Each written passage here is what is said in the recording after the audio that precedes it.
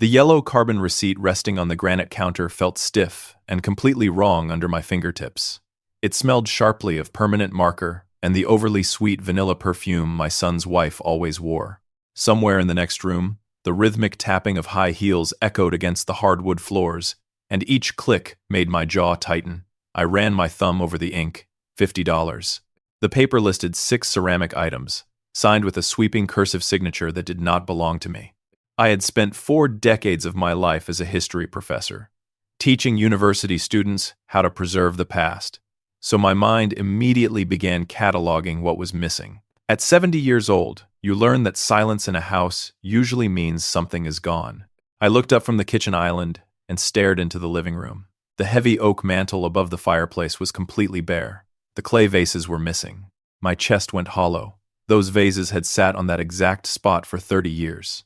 I could still picture my late wife Eleanor standing there on Sunday mornings, holding a soft cloth, carefully dusting the uneven ceramic edges. She handled them like fragile children. The tapping of heels grew louder, and Jessica walked into the kitchen holding her smartphone. My son had married her 3 years ago, and since then she had systematically turned our family home into a sterile white studio for her internet followers. "George," Jessica said, barely looking up from her glowing screen, "did you take your heart medication after your appointment?" I pushed the yellow receipt across the granite counter. The paper made a quiet scraping sound. "Where are Eleanor's vases?" The younger woman finally lowered her phone. She sighed heavily, tossing her blonde hair over one shoulder. "I told you yesterday that we needed to declutter the living room. It looks so outdated, George. Nobody wants to look at ugly brown pottery on a live broadcast. It ruins the entire minimalist aesthetic. You sold them." My voice came out much quieter than I expected. Jessica crossed her arms and leaned against the refrigerator. "I called a vintage decor picker while you were at the doctor. He took all the old junk from the basement, and I threw in the pots for an extra $50. You should be thanking me." The house finally breathes. My son's wife spoke about my wife's most treasured possessions as if they were yard waste. I looked past her shoulder toward the corner of the ceiling. The small black lens of the indoor security camera, which my son had installed to watch the dog, was blinking with a solid red light. The device was currently offline, meaning everything recorded earlier had already synced to the cloud servers. I chose to keep that information to myself. I stared at the woman who was slowly erasing my history. Jessica expected me to yell, perhaps hoping for a reaction to justify calling me a difficult old man. Instead, I just picked up the yellow receipt and folded it carefully into my chest pocket. "Those vases were never ordinary pottery," I said softly. Jessica simply rolled her eyes and tapped her screen to start a new broadcast. I turned and walked toward my study, feeling the crisp edge of the receipt pressing near my heart. I had no way of knowing it at that exact moment, but on the other side of the city, the vintage picker was already unpacking his truck. Across town, the vintage picker paused while unpacking the smallest vase. Something about its weight and the unusual markings on its base made him stop. After several long seconds of silence, he quietly picked up his phone and made a call that would change all of our lives. 3 weeks passed inside a house that suddenly felt much too large. Dust had already begun to settle on the bare oak mantel where Eleanor's pottery had lived for 3 decades. Jessica walked past that empty space dozens of times a day without ever looking at it. The young woman was entirely consumed by the glowing ring light in the dining room, talking to her phone camera about modern living spaces and toxic clutter. My son returned from a long corporate legal conference on a Tuesday evening.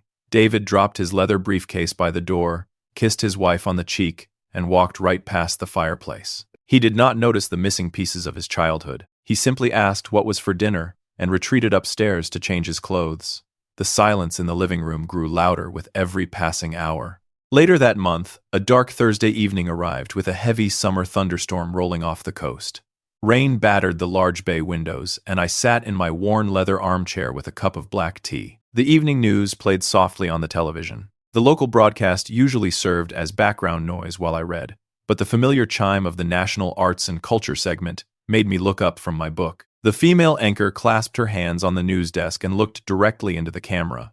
She announced that a routine vintage acquisition had just turned into a federal historical investigation. A photograph flashed onto the screen, and the porcelain teacup in my hand rattled against its saucer. 6 uneven ceramic vases sat under bright studio lights on a velvet display table.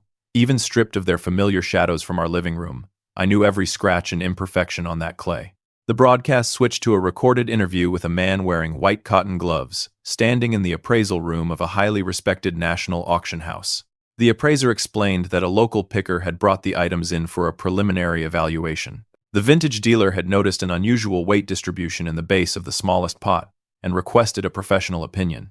According to the television report, the auction house had begun a routine examination after noticing unusual maker's marks. The anchor explained that specialists were using advanced imaging before making any public conclusions. At that moment, I knew no more than anyone else watching the broadcast. The news anchor returned to the screen. A black and white X-ray image appeared behind her shoulder. The scan clearly showed a dark, rectangular void hidden deep inside the solid clay base of each vase. Someone had carved out secret compartments, and according to the news report, those compartments were not empty. The scanners had detected tightly rolled documents hidden inside the false bottoms.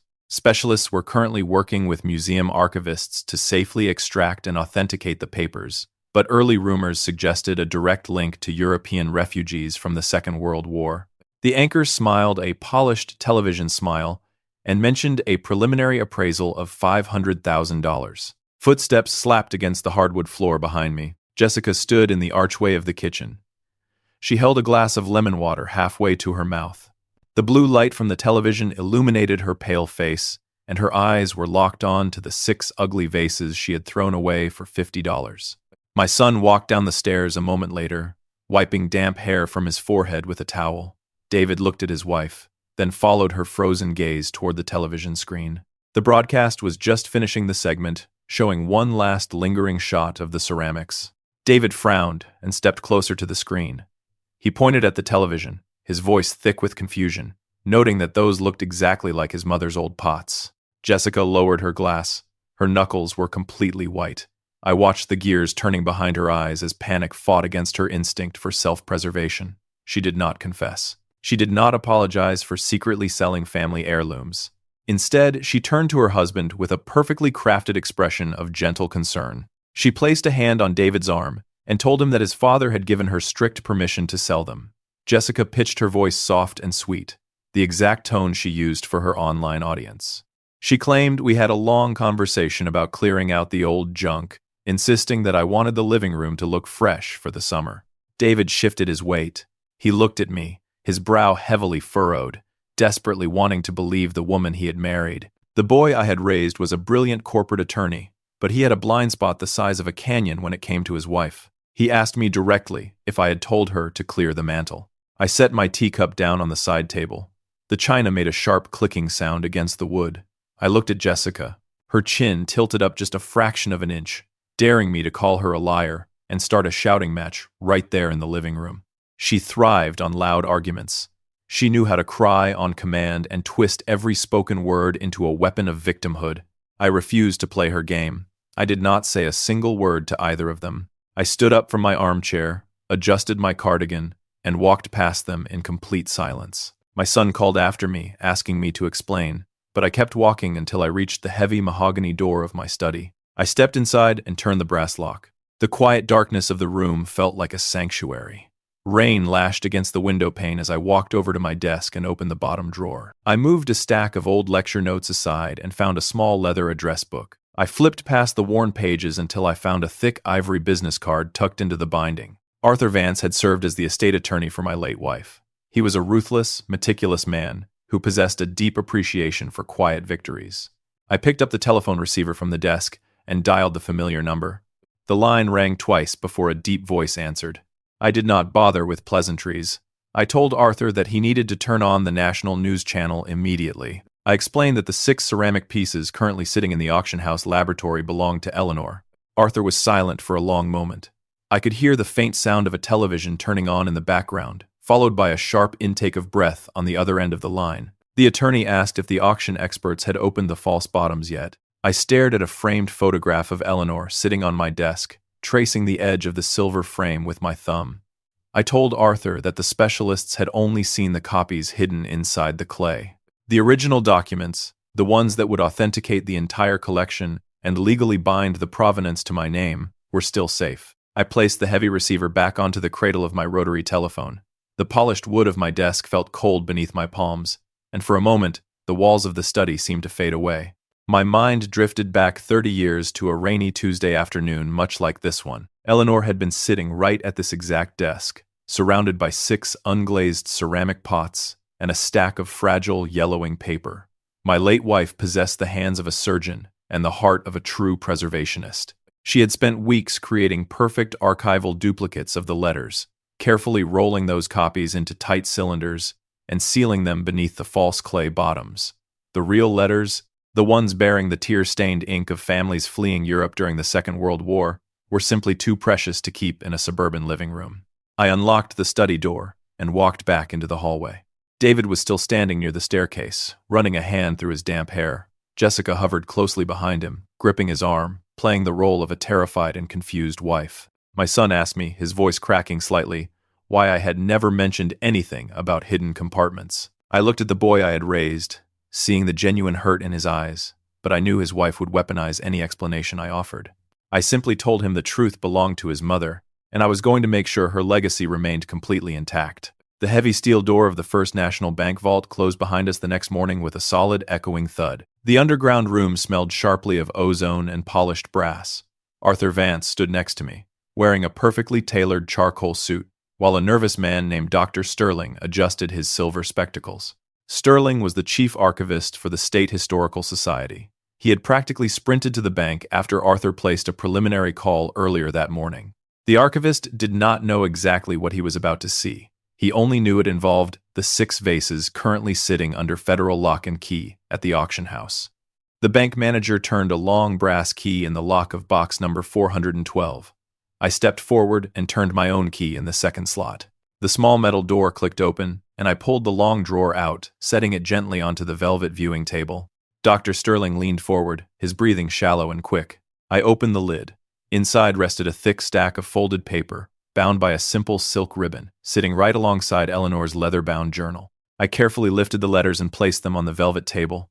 The archivist reached into his leather satchel, pulled out a pair of white cotton gloves, and gently touched the top page. He read the faded German script, his eyes widening behind his thick glasses. He whispered that the auction house experts were currently examining documents just like these, assuming they had found the historical originals. Arthur cleared his throat and opened a pristine manila folder. The attorney explained that the auction house possessed photostatic copies, printed on vintage stock, and treated by my wife to resist moisture. Eleanor had planted the copies as a safeguard, a brilliant way to ensure the pots would eventually be investigated rather than discarded if they ever fell into ignorant hands. My wife had never designed the copies as a trap for anyone. She simply believed the originals belonged somewhere absolutely safe. While faithful archival copies should remain with the vases to preserve their historical context, Jessica's greed did not fulfill some elaborate plan. It merely uncovered a truth Eleanor had quietly protected for decades. But the true chain of provenance, the absolute legal and historical proof of ownership, sat right here on the velvet table. Arthur pulled out a stack of notarized documents, bank inventory logs, and Eleanor's handwritten journals detailing the exact date she sealed the false bottoms.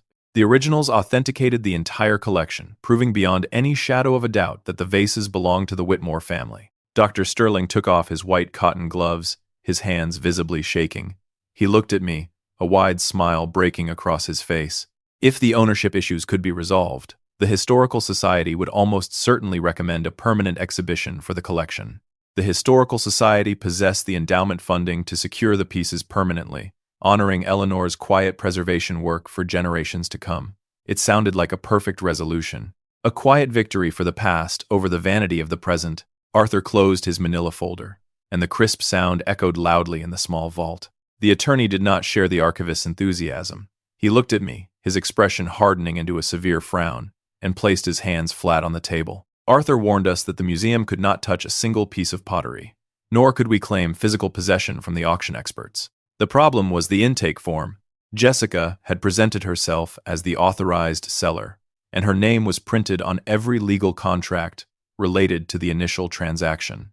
Arthur explained that until a judge untangled the chain of title, or until my son's wife willingly surrendered her claim, the collection was entirely frozen.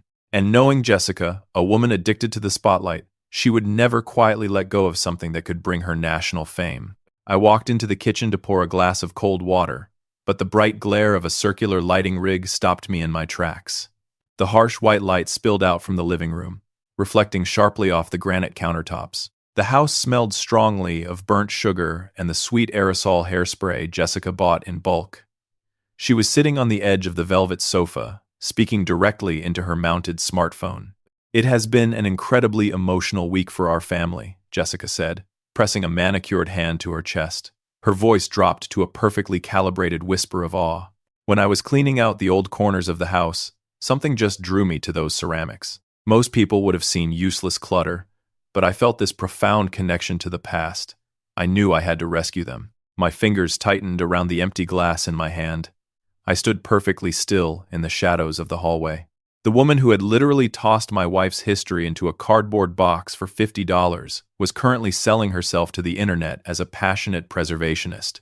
Electronic chimes echoed from her device in rapid succession. Each little ping represented a new follower, a new comment, or a lucrative brand deal. She leaned closer to the lens, smiling bravely, and thanked a national cosmetics company for reaching out to sponsor her next video series about discovering hidden beauty in broken things. She turned her head and spotted me standing near the archway. The practiced expression of gentle vulnerability never slipped. She waved me forward, gesturing enthusiastically toward the camera. "And here is my wonderful father-in-law now," she announced to her thousands of viewers. "We worked on this beautiful project together. George, please come tell everyone how we sat down and decided to clear out those old pots so the world could appreciate them." She was setting a very deliberate public trap.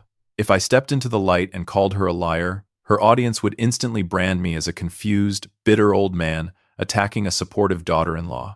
If I stayed silent on camera, I validated her entire fabrication. I did neither.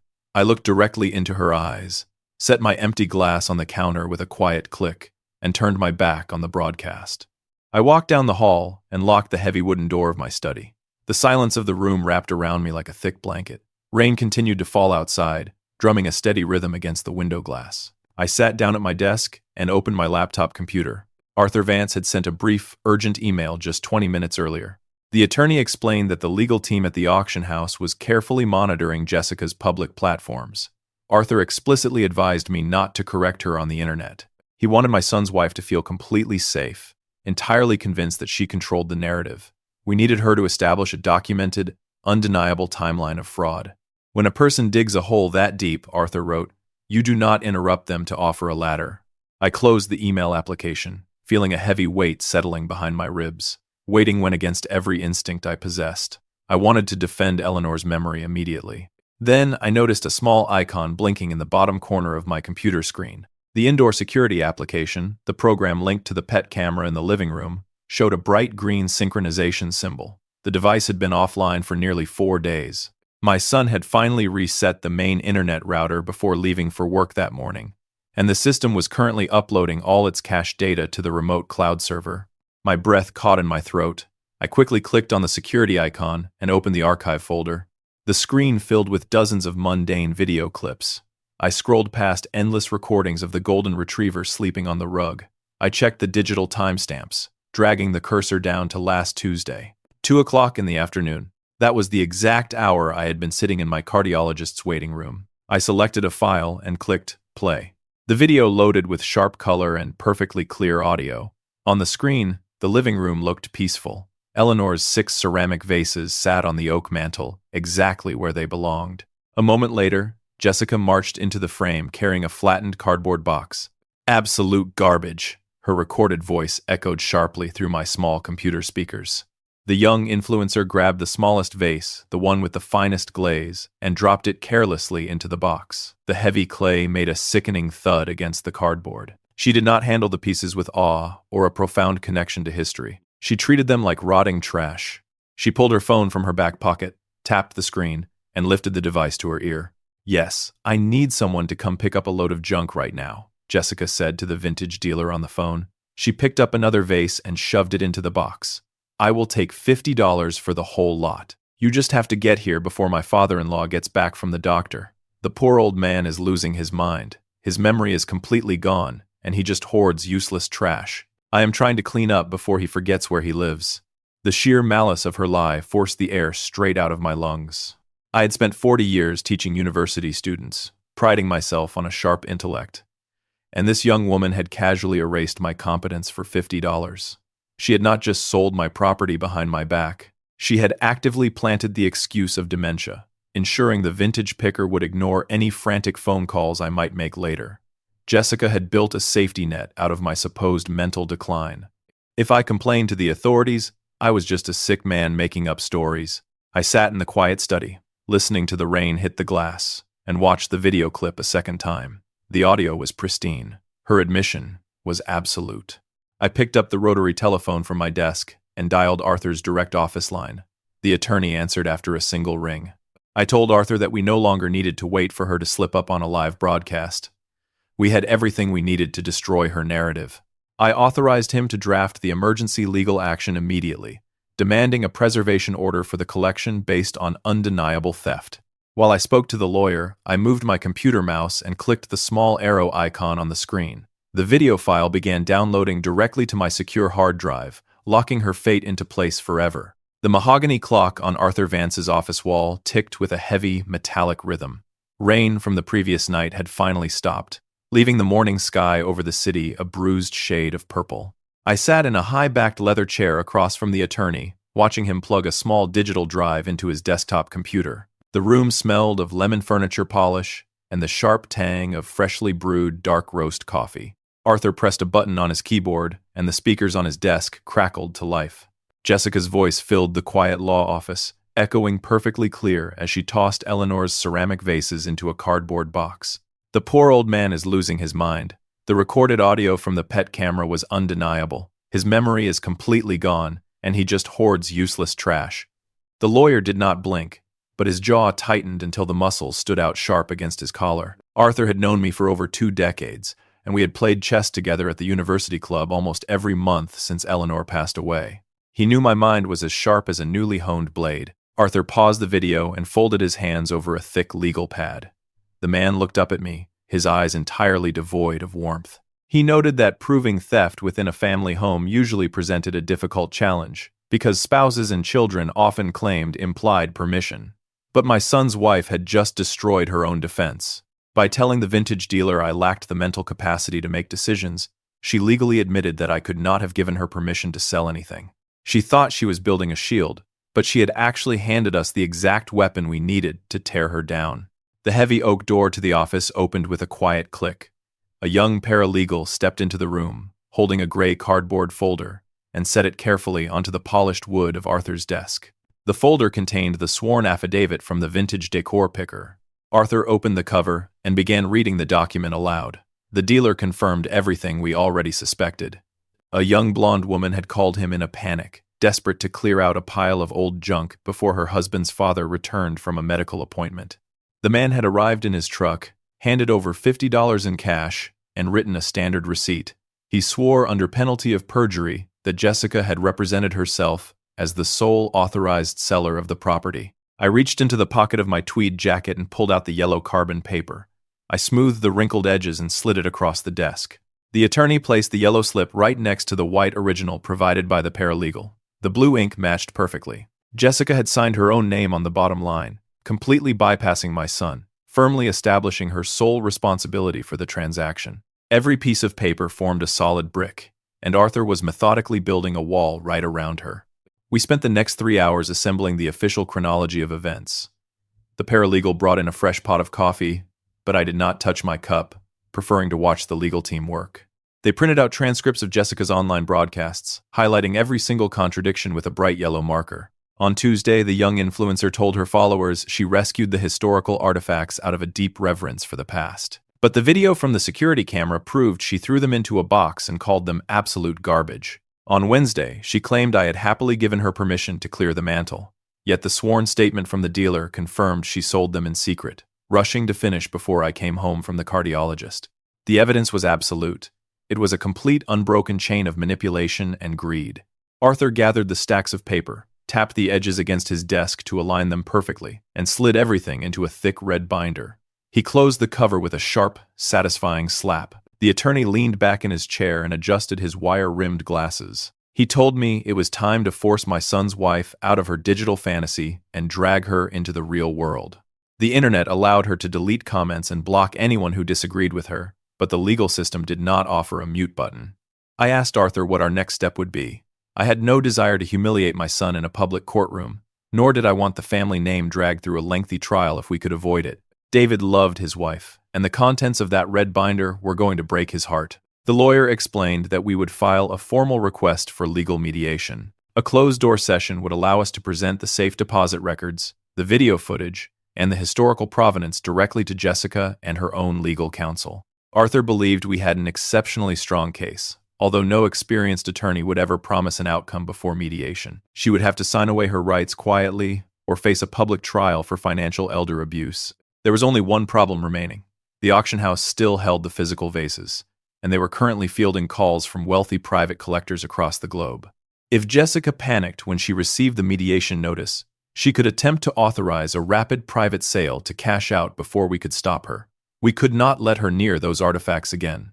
Arthur picked up his desk telephone and dialed the federal courthouse. He requested an emergency hearing with the duty judge, explaining that a collection of historically significant artifacts was currently in danger of being liquidated by an unauthorized party. I sat quietly while the attorney argued the details, listening to the distant sound of city traffic outside the window. Arthur filed an emergency motion that afternoon. Early the following morning, after reviewing the preliminary evidence, the duty judge granted our request. The emergency preservation order went into effect immediately. The ruling placed a total legal freeze on the 6 ceramic vases, strictly prohibiting any sale, transfer, or physical movement of the collection until the true ownership could be permanently resolved. Jessica had spent the entire week believing she was completely in control of the narrative, spinning a web of lies for her millions of followers. She had no idea that a federal mandate had just locked the door, and the truth was finally coming for her. The low electronic hum of the circular ring light filled the quiet living room. I stood in the shadows of the hallway, holding a glass of cold tap water, watching my son's wife continue her digital performance. Jessica was still perched on the edge of the velvet sofa. Her smartphone screen reflected a steady stream of floating hearts and encouraging comments from her loyal followers. She held a small tube of pink lip gloss up to the camera, thanking a viewer for a $20 donation, completely unaware that a federal judge had just frozen her entire world. Arthur Vance did not waste a single second. While Jessica smiled for her audience, the attorney released a highly curated statement to a prominent digital arts publication. The journalist published the article immediately, attaching a certified scan of the vintage dealer receipt alongside a single devastating quote from the sworn affidavit. I felt my own phone vibrate in my cardigan pocket. The news alert carried a very simple headline about a social media influencer faking a historical discovery. A sharp notification chime broke the quiet rhythm of the living room. Then another followed. Suddenly, a chaotic chorus of electronic bells erupted from Jessica's phone. The chat feed on her screen accelerated so quickly that the text blurred into a solid white block. Viewers were pasting the article link directly into her broadcast, and the algorithm was pushing the breaking news to thousands of people in real time. Jessica lowered the lip gloss. The practiced smile faltered, and her jaw slackened as she leaned closer to read the rushing words. A follower named Sarah demanded to know why a legal document showed Jessica accepting $50 for stolen family heirlooms. Another viewer angrily asked about the lie she had told regarding my mental health. The supportive hearts vanished, replaced instantly by thousands of angry red icons. I remained perfectly still near the kitchen archway. I did not gloat, nor did I interrupt the collapsing broadcast to demand an apology. Letting the young woman read the absolute betrayal of her own audience in real time was far more effective than any argument I could start. Her hands began to shake. She tapped the screen frantically, trying to delete the comments, but the flood of truth was entirely overwhelming. The small screen of her backup tablet, resting on the glass coffee table, suddenly lit up with a priority email alert. The bright, pink logo of a national cosmetics brand flashed across the screen. The subject line contained the word termination in bold capital letters. The corporate sponsors were pulling their contracts before the public backlash could touch their products. A sharp, ragged gasp tore out of her throat. The influencer scrambled to end the live broadcast, hitting the digital button 3 times before the ring light finally went dark. She sat in the sudden gloom of the rainy afternoon, her breathing shallow and fast. She thought the internet turning against her was the worst thing that could happen today. But the real reckoning was just walking through the front door. The heavy brass knob of the front entrance turned with a loud click. David stepped into the foyer, his long raincoat dripping rainwater onto the hardwood floor. The house smelled faintly of wet wool and the ozone of the summer storm outside. My son held his cellular phone in a tight grip, and his face was the color of wet ash. As a brilliant corporate attorney, David understood exactly what a sworn affidavit meant. He knew the crushing legal weight of a signed receipt. David walked into the living room and stopped a few feet away from the velvet sofa. He did not ask his wife how her day went, and he did not lean down to kiss her cheek. My son read directly from the glowing screen in his hand, his voice rough and completely uneven. He recited the exact words she had spoken to the vintage dealer, repeating the cruel lie about my fading memory and my supposed hoarding habits. "You told a stranger that my father was losing his mind," David said, the betrayal fracturing his normally composed courtroom tone. "You sold my mother's legacy for $50, and you used my father's health as a shield to get away with it." Jessica immediately stood up and pressed both hands over her heart. She claimed it was all a terrible misunderstanding, a targeted smear campaign orchestrated by jealous internet trolls who wanted to ruin her success. The young woman stepped forward, reaching out to touch her husband's arm, her eyes shining with perfectly timed tears. It was the exact same performance she had used to avoid accountability for 3 years of our shared lives. David stepped backward. The movement was incredibly small, but it carried the heavy weight of a slamming door. He looked from the crying woman to me, standing quietly in the kitchen shadows. My son asked me, his voice barely above a whisper, if the article was true. I set my water glass down on the granite counter. I nodded once, telling him that Arthur had secured the footage from the indoor security camera, proving beyond any doubt that she acted entirely alone. The evidence was absolute, and there was nothing left to debate. David closed his eyes and took a deep, shuddering breath.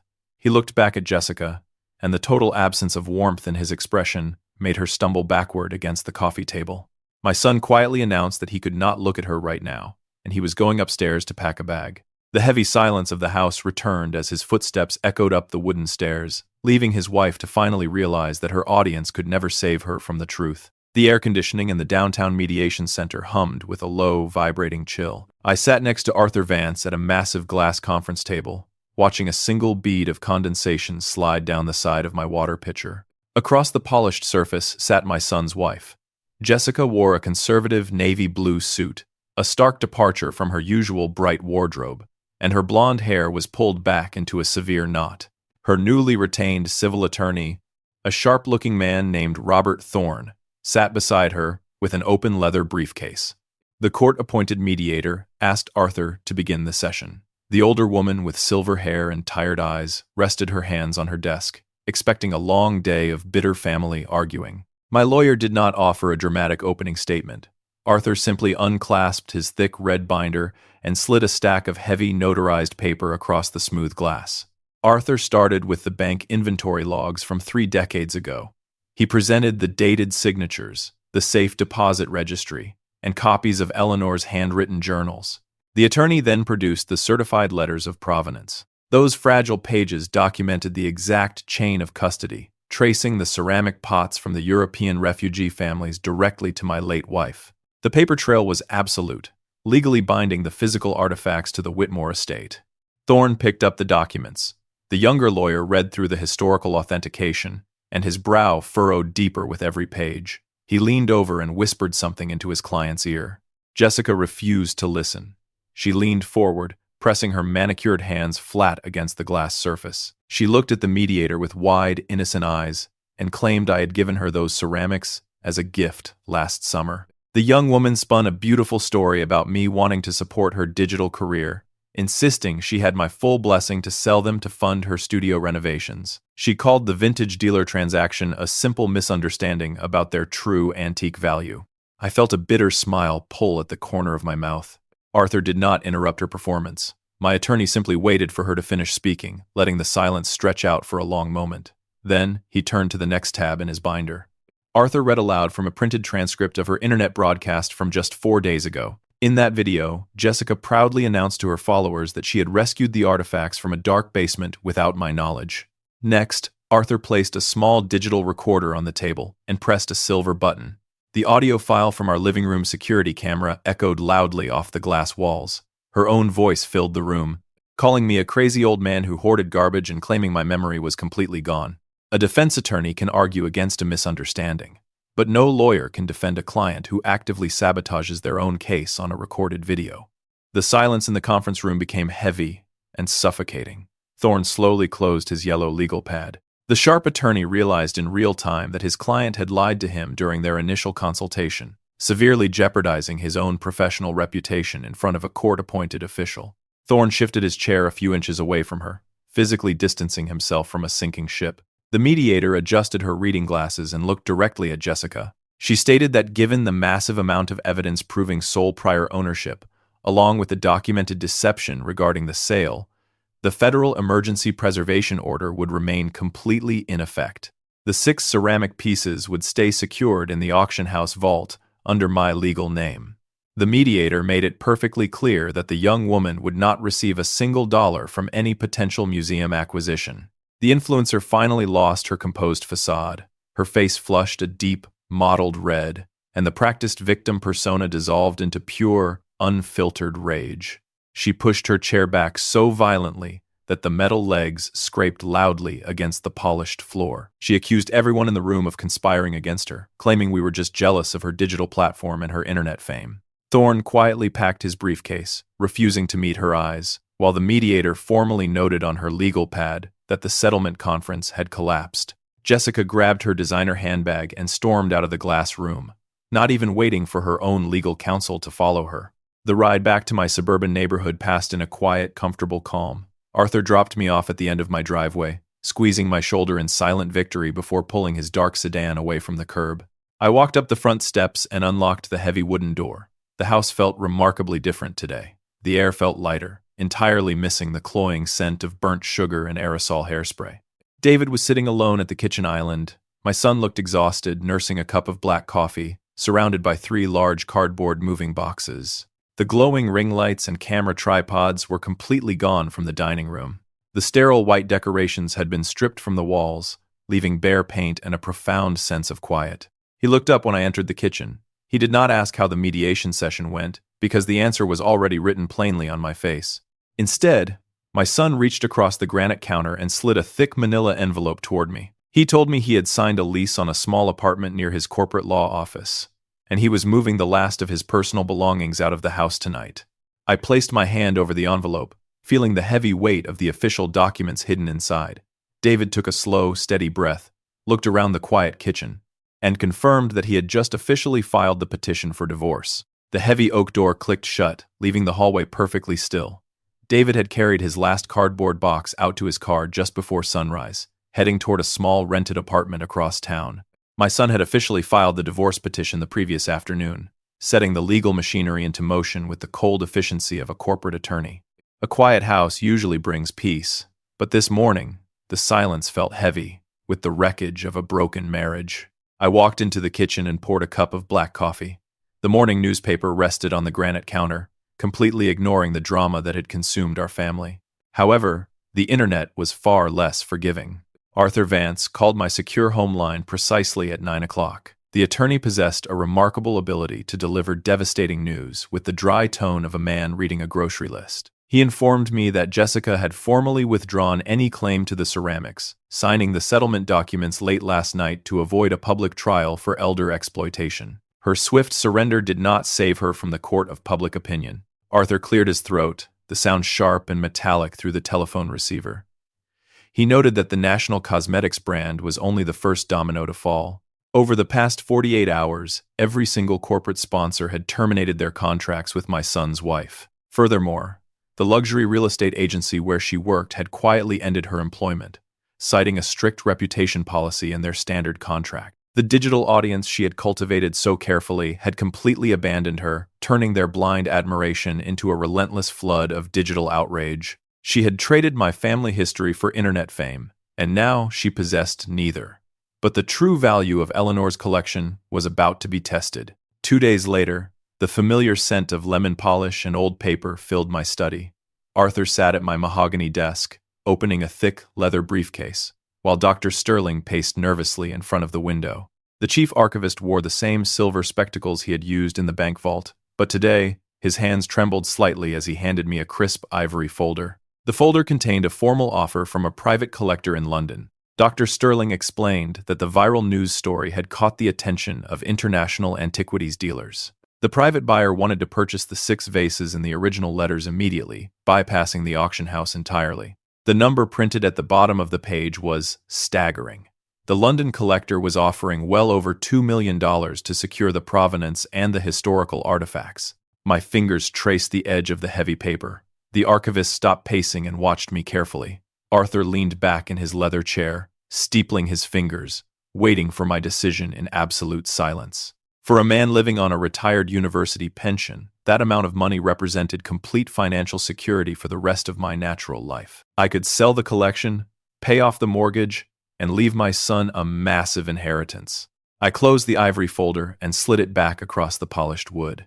I looked directly at Dr. Sterling and told him the collection was not for sale. The archivist blinked behind his thick glasses, clearly confused by the rejection. He stammered slightly, pointing out that the museum endowment could never match an offer of $2 million. The State Historical Society only had a tiny fraction of that budget available for new acquisitions, and they simply could not compete with private wealth. I shook my head, picking up my favorite fountain pen from the brass inkwell. I reminded both men that my wife did not spend weeks crafting perfect photostatic copies of refugee letters just to turn a profit. Eleanor acted as a quiet steward of history, protecting the fragile voices of people who had been violently silenced during the Second World War. To sell their memories to a private collector who would lock them away in a dark room felt like a profound betrayal of everything she had worked to preserve. I turned my attention to Arthur and asked him to draft a new document. The attorney smiled, a rare, genuine smile. He pulled a blank legal pad from his briefcase, already anticipating my exact request. I instructed him to write a formal donation agreement, transferring full and permanent ownership of the vases and the original letters directly to the museum. I demanded exactly $0 in compensation. The only absolute condition was that the exhibit must remain open to the general public forever, and the display plaque must bear the name of Eleanor Whitmore as the sole preservationist. Dr. Sterling sank into the armchair opposite my desk. The archivist removed his glasses and pressed a cotton handkerchief to his eyes, completely overwhelmed by the reality of the gift. He promised me that the curators would build a display worthy of her dedication, ensuring that thousands of university students would learn the true story behind the scarred clay. Arthur drafted the binding donation agreement right there in the study, writing with swift, precise strokes of his pen. When he finished, I signed my name on the bottom line, feeling a tremendous weight lift from my shoulders. The legal battle was finally over. The truth had survived the careless vanity of a woman who only valued things she could see through a camera lens. Jessica was currently packing up her ruined life, facing a quiet future without her corporate sponsors, her luxury job, or the husband who had finally seen her true character. She had tried to sell my history for $50, and in the end, that greed had cost her absolutely everything. Dr. Sterling gathered the signed papers into his satchel, his face glowing with renewed purpose. He shook my hand warmly and told me the museum staff was already clearing a premium space in the main gallery. The grand opening ceremony was scheduled for the end of the month, and for the first time in 30 years, the world was finally going to see exactly what Eleanor had saved. The arched ceiling of the State Historical Society echoed with the low, steady murmur of 200 invited guests. Warm amber light spilled across the polished marble floor, reflecting the quiet movement of museum patrons dressed in dark evening wear. I stood near a massive stone pillar, holding a crystal glass of sparkling cider, and watched a group of university students gather around a newly installed display case in the center of the main hall. Arthur Vance stood to my right, looking entirely comfortable in a sharp black tuxedo. The attorney gently swirled the dark red wine in his glass. He pointed toward a wealthy-looking man in a tailored silver suit hovering near the exhibit. That man was the London antiquities broker who had tried to buy the collection 3 weeks ago, hoping to swoop in right before the formal opening. Arthur leaned close and murmured that the broker had doubled his cash offer just yesterday morning. I took a slow sip of my cider. The answer remained exactly the same, because certain things possess a value that cannot be printed on a bank draft. A microphone squealed briefly at the front of the hall. Dr. Sterling tapped the metal stand, clearing his throat as the crowd quieted and turned toward the small wooden podium. The chief archivist looked remarkably different tonight, standing tall without his usual nervous energy. He adjusted his silver spectacles and welcomed the guests to the most significant historical acquisition in the 80-year history of the institution. Sterling gestured toward the massive glass case.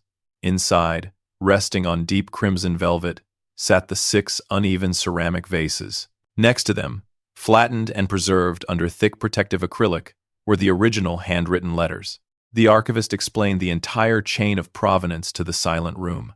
He told the harrowing story of terrified families fleeing Europe during the Second World War, writing desperate messages of survival, entrusting those fragile papers to a complex underground network. One letter detailed a father exchanging his entire life savings for safe passage on a freezing boat. Another contained a hastily scribbled recipe for a traditional holiday bread, a young mother trying desperately to pass down a tiny piece of domestic life before the borders closed permanently. Eleanor had preserved those fragile moments of humanity, ensuring they outlasted the regimes that sought to destroy them.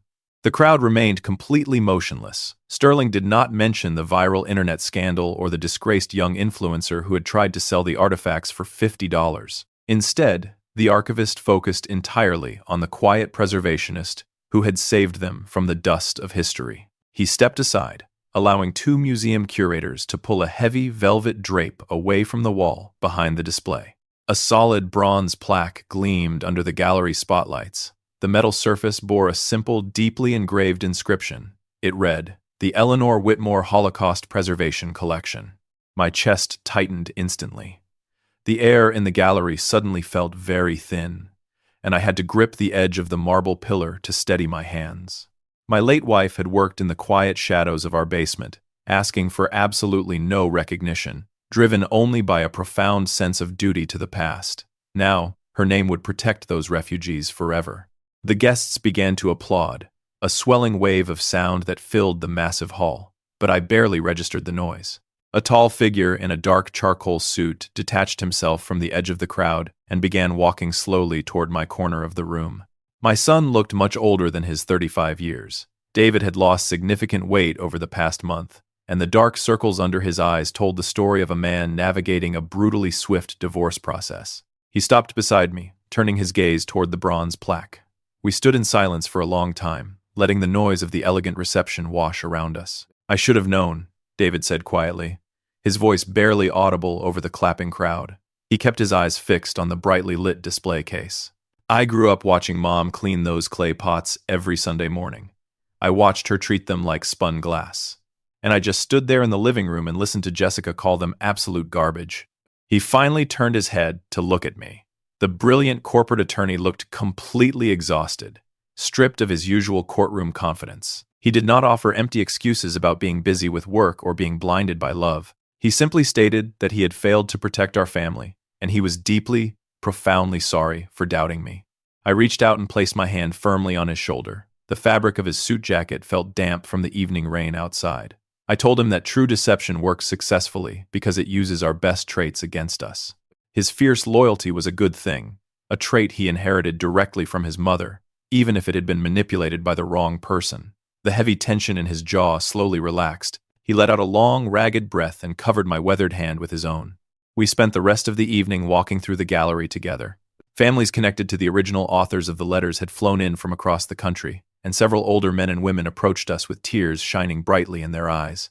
An elderly woman leaning heavily on a wooden cane introduced herself softly, explaining that her uncle had written the 3rd letter in the display. She had spent decades believing his final words were lost to the ashes of history. I held her fragile hands, feeling her skin like thin parchment, and knew with absolute certainty that no amount of private wealth could ever purchase this specific moment. The museum staff eventually dimmed the main gallery lights, signaling the end of the reception. Arthur Vance offered to drive us back to my son's new apartment, and David accepted with a tired nod. Before we walked out through the heavy brass doors, I turned back to look at the display case one last time. The 6 ceramic vases cast long, elegant shadows across the velvet. They were perfectly safe, firmly rooted in the light, and they would never be hidden in a dark corner again. A profound sense of peace settled deep into my bones as I stepped out into the cool night air. The storm of the past month was finally over, but time always moves forward, leaving a newly washed world in its wake. 365 days would soon pass, bringing an entirely different season of life to the Whitmore family. The sharp scent of lemon oil and polished brass greeted me the moment I walked through the heavy glass doors of the State Historical Society. 12 full months had passed since the quiet evening of the grand opening. I adjusted the small plastic volunteer badge pinned to the lapel of my tweed jacket. The main gallery was already humming with the low voices of morning visitors, and sunlight poured through the high arched windows, casting long rectangular shadows across the marble floor. I stood near the center display case, watching a group of university freshmen gather around the thick acrylic glass. They carried heavy canvas backpacks and small spiral notebooks. The students leaned forward, their eyes tracing the jagged edges of Eleanor's 6 ceramic vases. A tall man in a comfortable gray sweater stepped up beside the display. My son rested his hands in his pockets, looking entirely relaxed. The dark circles under his eyes had faded completely since a county judge finalized his divorce early in the spring. David used his weekends to assist the museum curators, finding a quiet sense of purpose in protecting his mother's legacy. He pointed toward the preserved letters resting on the crimson velvet.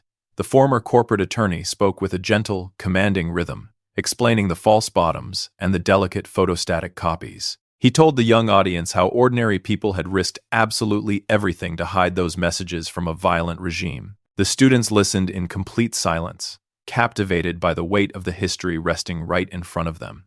Watching the boy I had raised speak with such profound respect filled my chest with a sudden, overwhelming warmth. We had survived a terrible storm of greed and deception, and we had emerged with our family bond stronger than it had ever been. But a victory always leaves wreckage behind, and I would soon see exactly what remained of the woman who tried to erase us. The afternoon museum shift ended precisely at 3 o'clock. David locked his car doors, and we walked down a busy commercial avenue on the east side of the city. The head curator had asked us to locate a specific style of vintage wooden framing for a new archival photograph of Eleanor, so we decided to check a row of local consignment shops. A small brass bell jingled sharply when I pushed open the door of a dusty retail store. The crowded room smelled of stale lavender air freshener and old paperbacks. Aisles of discarded furniture, mismatched dinnerware, and donated clothing stretched toward the back wall. David walked toward the art section in the corner. I stayed near the front, scanning a shelf of wooden picture frames. A harsh voice echoed from the front counter, complaining loudly about a missing price tag. I stepped behind a tall bookshelf and looked across the store. A young woman stood behind the cash register, wearing a stiff green employee vest over a plain white cotton shirt. Her blonde hair hung in a loose, messy ponytail, entirely lacking the expensive gloss she used to showcase for millions of internet followers. My son's former wife slowly typed a sequence of numbers into the old cash register. Jessica looked incredibly tired. The bright, manicured influencer who had chased fame through a ring light was completely gone. She now spent her days standing behind a particle board counter, ringing up the exact kind of discarded junk she had once despised. An older female customer stepped up to the counter.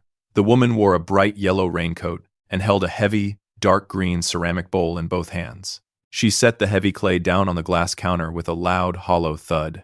The customer leaned forward and tapped the rim of the bowl. She asked the cashier if the piece was an antique, wondering aloud if it might be worth a significant amount of money. Jessica stared at the green clay. Her pale hands gripped the edge of the particle board counter until her knuckles turned completely white. For a long moment, the retail worker simply looked at the uneven glaze, perhaps remembering a set of 6 ugly vases sitting on a bare oak mantel. She did not pull out a smartphone to broadcast her opinion. She did not flash a practiced, confident smile. She looked up at the customer, her voice dropping to a hollow whisper. "I do not know," Jessica replied. "I really do not know anything about it." I stepped back from the edge of the bookshelf, turning my eyes away from the counter. There was no joy in watching a person live inside a prison built entirely by their own hands. I felt absolutely nothing for her.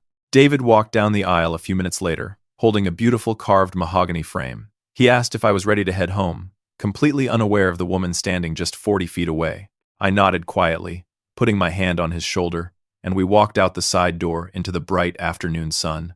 We drove back to our quiet suburban neighborhood with the car windows rolled down. The summer breeze smelled like warm asphalt and blooming jasmine. When I finally unlocked the heavy front door of my house, the silence inside did not feel empty or isolating. The living room was perfectly peaceful. The mantel above the fireplace remained bare, but the memory of the woman who had filled this home with love was secure forever. Money could easily be spent, and internet fame could vanish in a single afternoon, but true integrity endures long after the dust settles.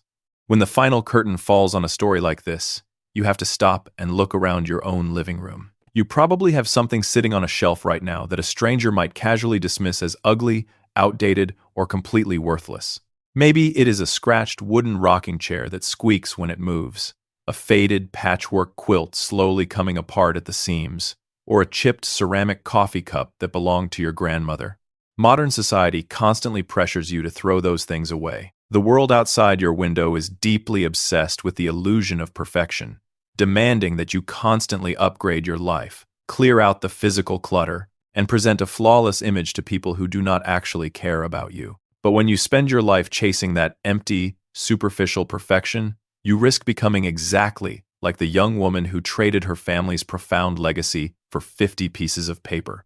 You see, the true tragedy of this story is not that a greedy daughter-in-law almost lost out on a massive financial fortune. The real heartbreak is that she looked at a lifetime of quiet sacrifice and only saw garbage. She looked at a brilliant, grieving older man and only saw an inconvenience that needed to be managed and pushed aside for a live broadcast. The educational lesson here is not about hoping you stumble across $1 million historical artifact hidden in your basement. The lesson is about the profound danger of dismissing the past simply because it does not fit comfortably into a modern minimalist aesthetic. When you disrespect the older members of your family or community, you are not just exhibiting cruelty or ignorance. You are literally blinding yourself to the foundation of your own existence. Older generations carry the invisible, hard-earned maps of how your family survived their darkest days. They hold the memories, the quiet resilience, and the deeply rooted dignity that no amount of internet fame, corporate sponsorship, or digital validation can ever replicate. If you treat their cherished belongings like disposable trash, and if you treat their advancing age as an excuse to steal their voice and their agency, you will eventually find yourself standing in a very empty house. Greed and manipulation might give you a temporary spotlight, but deep personal integrity is the exact thing that endures long after the cameras finally turn off. Think about the incredible lengths that George and his late wife went to in order to protect those fragile refugee letters. They did not do it for public applause, internet followers, or financial gain. They did it because they fundamentally understood that certain human experiences are simply sacred. You have the exact same responsibility in your own life right now. You are the active guardian of your family history. It is your ultimate job to look past the worn edges, the tattered bindings, and the faded paint to see the actual human heartbeat resting inside the objects you inherit. Your ancestors survived wars, crossed oceans, and rebuilt their lives from absolute nothing so that you could stand exactly where you are today. Erasing their memory to match a modern design trend is a betrayal of that survival. So I want you to take a moment and really think about the quiet history resting inside your own walls. What is the one inherited object in your home that looks completely ordinary to the outside world, but holds a priceless, irreplaceable emotional memory for you? Have you ever had to fiercely defend your family's legacy from someone who just did not understand its true value? Please share your specific story in the comments below, because your personal memories deserve to be heard, and your history is absolutely worth preserving.